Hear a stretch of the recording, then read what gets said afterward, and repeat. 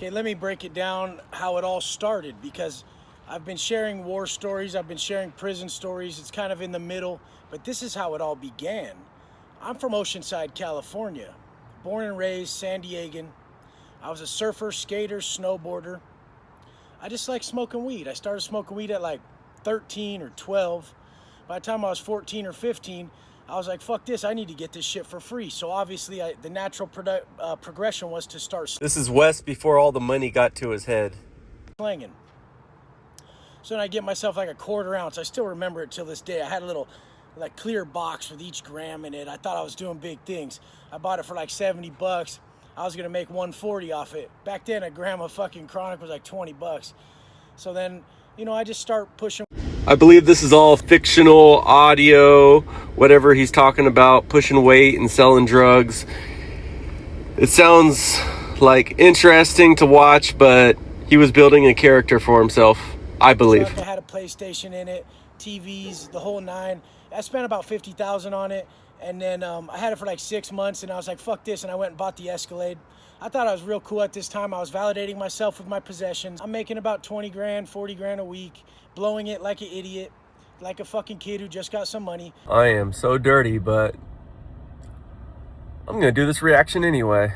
I believe him talking about getting all caught up in material possessions and all that stuff is kind of funny, because his whole persona after he kind of blew up was about how he's rich and how he's rare, how he's cut, and if you're not like that, you're a piece of garbage. He changed a lot. I would live with my girlfriend in Encinitas, and we would, you know, I'd pick up some big ass shipments and middleman them. I'd also middleman AZ pounds from out of state, and then I would middleman the ODs coming from Northern Cal. But it all just ended bad. Like anything we don't earn, anything that comes from ill-gotten means, then it's always going to end up a curse instead of a blessing. Completely right about that. When you get things ill-gottenly, they become a curse, not a blessing. Like his current situation where he's scamming people. Well, that's done with. Now he's in jail, but he was scamming people and things caught up on him. Some violence happened. Motherfucker got his wig split. And then all of a sudden, 8 months later, I get picked up by the U.S. Marshals. I get charged with assault, great bodily injury with a deadly weapon. I get charged with robbery in the first degree. I get charged with burglary in the first degree. I get charged with battery with serious bodily injury. And I mean, these were serious charges. They're all strikes. This was when I started. Those charges show how his character is. He did not learn from going to jail the first time for however many years he did. He could have did better and got out and made a better thing about himself, but when he got out, he made this channel and he was being positive. People were following him. He had a good following, and then he just blew it. People like flip that around. Like, what if you really fell for that chick and she was just using you? I mean, that's why I don't do that no more, because I feel like if I ever want real love, I have to fucking treat the sanctity of love with respect and not build up karmic debt in that area. These are just ways that I feel now, and I totally believe in the laws of the universe to the fullest, because I've seen them happen so much.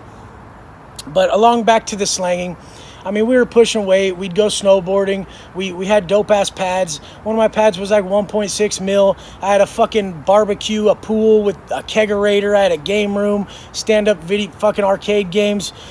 People would be at my house. I wouldn't even know who they were. And it was like a 5,000 square foot home in Encinitas. And I was... For someone who talks about how they're not materialistic earlier in this video, they sure love to brag about what they... Drugs I shouldn't, drinking too much, and just throwing away my potential. Withdraw from pleasure a lot, so that when I go do these things, it has much more power, has a more profound effect, and it just feels greater. And I know I'm kind of, I'm kind of the person who will take everything to the extreme, so I have to limit myself. So the hustling turned into the crime turned into the large amount of prison time, and that's how a normal weed smoking, drinking, San Diego kid who's a skater, surfer, snowboarder can end up in the pen for 10 years. So basically, when we make money our God, it will plague us like the devil. Let's say, Wes, money is the main reason you got into this situation. Money is the reason you are gonna go back to jail. You are gonna spend a lot of time there. Trust me. Self-validation coming from monetary possessions, coming from slanging, only want to be noticed that you can make money. This is going to bring around all the wrong people.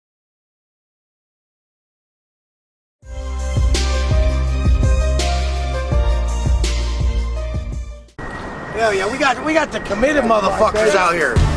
Yeah. Wes was doing good. He had fans. He had people that liked him, people that wanted to see him. He was hanging out in Miami with all the other influencers like Big Boy and all them. Big Boy's a whole different story, though. That guy has another big rise and downfall. His rise lasted a lot longer, but Big Boy is a lot worse than Wes, in my opinion. Besides the woman beating that Wes. Made niggas sit him up, West Side. Ain't nobody love me as a broke nigga. Finger on the trigger, Lord forgive me if I smoke niggas. I let my female strap. Look fucking from the back, I get my currency stacked. It's crazy. Strength Cartel put WW on their little pajama jerseys. Wes Watson was a pretty interesting guy. Really? You're gonna keep asking me what you gotta do. It's not what, it's who. Who you need to become to go where you want to go. It's not what you got to do. I can spell it out for you, but if you're not the man that can pull it off, ain't shit. This is where I believe Wes became more toxic and let all the stuff get to his head. If you're not ripped, acting more crazy. If you ain't rare, if you don't stand out, if you ain't across the board successful, it doesn't mean to me. This fitness influencer is now on video. Police say he beat his girlfriend. It was all because she went to a Miami Heat game without Watson and wore a shirt that showed cleavage. People is a story of when you get too big too quick and you let it get to your head too much. The money, the fame, all the people. Then he ended up a big rise and a big fall to the dirt. Hello, this is a prepaid collect call from Wes Watson. From Broward, Maine, to Conti, to TGK, to Dade, the county, to Metro West. I've come all this way for one book. Everything happened for this one culminative event. Every painful moment, every cold floor I slept on for days and weeks, all the pain I've experienced by being taken from the free world is only magnifying my power.